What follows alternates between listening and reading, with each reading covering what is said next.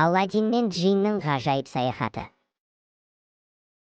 Бір күні кедей жігіт Аладдин базарда сауда жасап жүргенде, ескі сиқыршы оған ерекше тапсырма береді. Ол тапсырма жерасты үңгірінен сиқырлы шамды табу. Аладдин шамды тапқанда оның беті шаң басқан еді. Ол шамды тазалап жатып, кенеттен шамнан үлкен, мейірімді джин шығады. Джин Аладдинге 3 тілек орындауға уәде береді.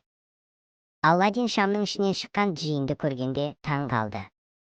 Джин оған өзінің күшін және 3 тілекті қалай орындауға болатынын түсіндірді. Аладдин өзінің алғашқы тілегін айтты, ол және оның отбасы бай болғысы келді. Джин оны бірден орындап, Аладдиннің үйін алтынмен және асыл тастармен толтырды.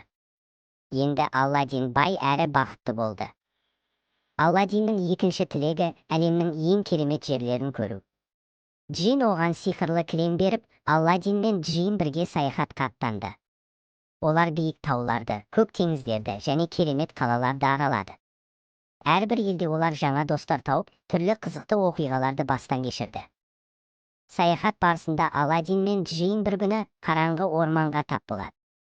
Орманда зұлым сиқыршының тұзағы бар еді. Аладдин өзінің ақылын, ал Джин өзінің сиқырлы күшін пайдаланып, сиқыршыны жеңеді.